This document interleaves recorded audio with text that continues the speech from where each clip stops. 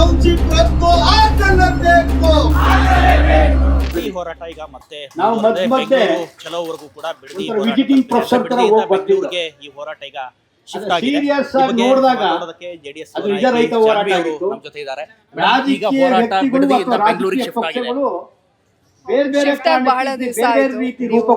ಕಳೆದ ಬಾರಿ ಕೂಡ ನಮ್ಮ ಪಕ್ಷದ ವತಿಯಿಂದ ಫ್ರೀಡಂ ಪಾರ್ಕ್ ನಿಂದ ವಿಧಾನಸೌಧ ಚಲೋನ ಹಮ್ಮಿಕೊಂಡಿದ್ವಿ. ಅದಾದ್ಮೇಲೆ ಇವತ್ತು ರೈತ ಸಂಘಟನೆಗಳು ಪ್ರತಿಭಟನೆಯನ್ನ ನಡೆಸ್ತಾ ಇದೆ. ಇವರು ಇದು ತಾತ್ಕಾಲಿಕ ಅಷ್ಟೇ, ಯಾಕಂದ್ರೆ ಕಂಪ್ಲೀಟ್ ಬಿಡದಿಯಿಂದ ಬೆಂಗಳೂರಿಗೆ ಶಿಫ್ಟ್ ಮಾಡ್ಬೇಕು ಅಂತ ಇದ್ದಾರೆ. ಇದು ಹೋರಾಟಕ್ಕೋಸ್ಕರ ನಮ್ಮ ರೈತರು ಬಂದಿರೋದು. ಇಲ್ಲಿಂದ ನಮ್ಮ ಒಂದು ಬಿಡದಿ ಭೂಮಿನ ಶಾಶ್ವತ ಮಾಡೋ ತನಕ ನಮ್ಮ ಹೋರಾಟ ಮುಂದುವರಿಯುತ್ತೆ. ಹೌದು, ವಿಧಾನಸೌಧ ಚಲೋ ನಡೆಸೋಣ ಅನ್ನೋದೇ ನಮ್ಮ ಒಂದು ಗುರಿ. ಯಾಕಂದ್ರೆ ಈ ಸರ್ಕಾರ ಪೊಲೀಸ್ ಮೂಲಕ ಯಾವ ರೀತಿಯಾಗಿ ಮಾಡುತ್ತೆ ಅಂತ ಕಳೆದ ಬಾರಿ ಕೂಡ ನಾವು ವಿಧಾನಸೌಧ ಮುತ್ತಿಗೆ ಹಾಕ್ಬೇಕು ಅನ್ಕೊಂಡಿದ್ವಿ. ಆದ್ರೆ ಬ್ಯಾರಿಕೇಡ್ ಗಳನ್ನ ಹಾಕಿ ಅದನ್ನ ಅರ್ಧಕ್ಕೆ ತಡೆದಿದ್ರು. ಇವತ್ತು ಕೂಡ ಮುತ್ತಿಗೆ ಹಾಕುವಂತ ಒಂದು ಕೆಲಸವನ್ನ ಮಾಡ್ತೀವಿ. ನೋಡ್ಬೇಕು ಸರ್ಕಾರದ ಒಂದು ಒತ್ತಡದಿಂದ ಪೊಲೀಸರು ಯಾವ ರೀತಿಯಾಗಿ ವರ್ತಿಸ್ತಾರೆ ಅಂತ. ಇಷ್ಟು ದಿನ ನಿಮ್ಮ ಹೋರಾಟವನ್ನ ಇದು ಜೆಡಿಎಸ್ ಹೋರಾಟ ಅಂತ ಇದ್ರು, ರೆವಿನ್ಯೂ ಮಂತ್ರಿ ಅವರು ಪ್ರಜಾವಾಣಿಯಲ್ಲಿ ಯಾವಾಗ್ಲೂ ಕೂಡ ರೈತರು ದೊಡ್ಡ ಸಂಖ್ಯೆಯಲ್ಲೇ ಇರ್ತಾರೆ. ನಾವು ರೈತ ಪರ ಹೋರಾಟ ಅಂತ ಬಂದಾಗ ನಮ್ಮ ಪಕ್ಷದ ಕಾರ್ಯಕರ್ತರೆಲ್ಲರೂ ಕೂಡ ಹಸಿರು ಶಾಲನ್ನ ಹಾಕಿ ಅವ್ರ ಪರ ನಿಲ್ತೀವಿ. ಯಾಕಂದ್ರೆ ನಾವು ಕೂಡ ರೈತರ ಮಕ್ಕಳು. ಇವತ್ತು ನೋಡ್ಬೋದು, ಈಗ ಪ್ರತಿ ಸಲ ಜೆಡಿಎಸ್ ಪಕ್ಷದವರೇ ಜಾಸ್ತಿ ಇದ್ರು, ಅಲ್ಲಿ ರೈತರು ಇರ್ಲಿಲ್ಲ ಹಾಗೆ ಹೀಗೆ ಹೇಳ್ತಾರಲ್ಲ. ಇವತ್ತು ನೋಡಿ ಕಣ್ಣು ಹಾಯಿಸ್ತಾರಲ್ಲ, ರೈತರೇ ಕಾಣಿಸ್ತಾ ಇದ್ದಾರೆ. ಮನೆಯ ಏನು 3 ರಿಂದ 4 ಮಂದಿ ಮನೆಯಲ್ಲಿ ತಮ್ಮ ತಮ್ಮನ ಹೆಂಡತಿಗೆ ಪ್ರತಿಯೊಬ್ಬರು ಕೆಲಸ ಬಿಟ್ಟು ಇವತ್ತು ಹೋರಾಟಕ್ಕೆ ಇಳಿದಿರೋದನ್ನ ನೋಡ್ತಾ ಇದೀವಿ. ಬರೀ ಇದೇ ಆಗ್ಬಿಟ್ಟಿದೆ. ಒಂದು ತನ್ನ ತಿನ್ನೋವಾಗ್ಲೂ ಕೂಡ ಕಣ್ಣೀರ್ ಹಾಕೊಂಡು ತಿನ್ನೋಂತ ಒಂದು ಪರಿಸ್ಥಿತಿ.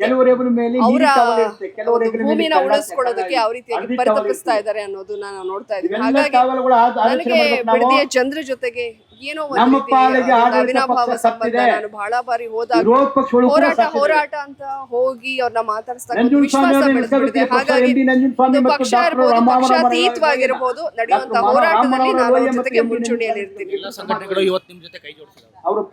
ಹೌದು, ಹಲವಾರು ಸಂಘಟನೆಗಳು ಕೈ ಜೋಡಿಸಿವೆ. ಕಾರಣ ಇದು ಒಂದು ನ್ಯಾಯಸಮ್ಮತವಾದಂತಹ ಹೋರಾಟ, ರೈತರ ಹೋರಾಟ. ರೈತರನ್ನ ಬೀದಿಗೆ ತಳ್ಳೋದಕ್ಕೆ ರಾಜ್ಯ ಸರ್ಕಾರ ಏನು ಮಾಡ್ತಾ ಇದೆ ಅದನ್ನ ತಡೆಯೋದಕ್ಕೆ ಎಲ್ಲ ಸಂಘಟನೆಗಳು ಕೂಡ ಕೈ ಜೋಡಿಸಿವೆ. ರೈತರ ಸಂಘಟನೆಗಳು ದೊಡ್ಡ ಸಂಖ್ಯೆಯಲ್ಲಿ ಬಂದು ಇವತ್ತು ಹೋರಾಟ ಮಾಡ್ತಾ ಇವೆ. ಮಾತಾಡುವಾಗ ಹೇಳ್ತಾ ಇದ್ರು, ದೇವನಹಳ್ಳಿಯಲ್ಲಿ ಕೂಡ ಅಕ್ವಿಸಿಷನ್ ಆದಾಗ ಇದೇ ಜಾಗದಲ್ಲಿ ಹೋರಾಟ ಮಾಡಿ ಗೆದ್ದಿದ್ದಿದೆ. ಸ್ವಲ್ಪ ದಿವಸದಲ್ಲಿ ನಮ್ಮ ಹೋರಾಟ ಕೂಡ ಗೆಲುವು ಸಿಗುತ್ತೆ. ನಿರಂತರವಾಗಿ ಮುಂದುವರಿಯುತ್ತಾ ಜಸ್ಟಿಸ್ ಗೋಪಾಲ್ ಗೌಡ್ರ ಗ್ಯಾಪ್ ಆಗ್ಬಿಟ್ರೆ ಸಾಕು, ಸುಮ್ಮನೆ ಆಗ್ಬಿಡುತ್ತೆ. ಅವ್ರು ಬೇಳೆ ಬೇಯಿಸ್ಕೊಳ್ಳೋದಕ್ಕೆ ಹೋಗ್ತಾರೆ.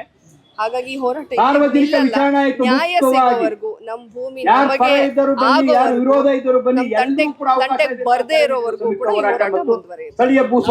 ಮಾತುಕತೆ ಕರೆದ್ವಿ ಆದ್ರೂ ಬರ್ಲಿಲ್ಲ ಅನ್ನೋ ಆರೋಪ ಮಾಡ್ತಾರೆ. ಒಬ್ಬೊಬ್ಬ ತಾಯಂದ್ರು ಅಲ್ಲಿ ಹೇಳ್ತಾ ಇರೋದು ನೋಡಿದೆ ನಾನು. ಮಾತುಕತೆಗೆ ನಮ್ಮನ್ನ ಕರೆಬೇಕು. ವೋಟ್ ಹಾಕುವಾಗ ಮನೆ ಮನೆಗೆ 15 ಗುಂಟೆ ಜಮೀನು ಇಟ್ಕೊಂಡು ನಾನು 2 ಮಕ್ಕಳನ್ನ ವಿದ್ಯಾವಂತರು ಮಾಡಿದೀನಿ. ಅವ್ರು ಬರ್ಬೇಕು, ಜನಸೇವಕರು ಅನ್ನಿಸ್ಕೊಂಡಿರೋರು. ತೊಂದರೆ ತಾಪತ್ರ ಇದೆಯೋ ಅದನ್ನ ಕೇಳೋದಕ್ಕೆ ರೈತರೇ ಕರೆದ್ರಲ್ಲ. ಈಗ ಎಲ್ಲಾ ರೈತರು ಒಟ್ಟಿಗೆ ಸಿಗ್ತಾರಲ್ಲ, ವಿಧಾನಸೌಧಕ್ಕೆ ಹೋಗಕ್ಕೆ ಅದು ಕನ್ವೆ ಆಗುತ್ತಾ? ಈ ರೀತಿಯಾಗಿ ಬಹಿರಂಗ ಒಂದು ಸಭೆ ಮಾಡಿ ಅವರ ಅಭಿಪ್ರಾಯಗಳೇನಿದೆ ಅದನ್ನ ಮಾಡುವಂತ ಕೆಲಸ ರಾಜ್ಯ ಸರ್ಕಾರ ಮಾಡಬೇಕು. ಜನಪರ ಕೆಲಸಗಳನ್ನ ಮಾಡೋರ್ಗೆ ಅವ್ರಿಗೆ ಇರ್ಬೇಕದು. ಇವ್ರನ್ನ ಅಲ್ಲಿ ಕರೆಯೋದಿಲ್ಲ, ಅವ್ರ ಜನರ ಹತ್ರ ಹೋಗ್ಬೇಕು. ಜನ ಜಾನುವಾರುಗಳನ್ನ ಸಾಕ್ತೀವಿ ನಾವು. ಒಟ್ಟಾರೆ ಈ ಹೋರಾಟ ನಿರಂತರವಾಗಿ ರೈತ ಸಂಘಟನೆಗಳು ಕೂಡ ಕೈ ಜೋಡಿಸಿದಾವೆ. ಈ ಹೋರಾಟ ಇನ್ನು ಕೂಡ ಮುಂದುವರಿಯುತ್ತೆ ಅನ್ನೋ ಮಾತನ್ನ ಹೇಳ್ತಾ ಇದ್ದಾರೆ. ಕ್ಯಾಮರಾ ಪರ್ಸನ್ ನದೀಶ್ ಜೊತೆ ಜಗದೀಶ್ ಸುಮನ್ ಟಿವಿ, ಬೆಂಗಳೂರು.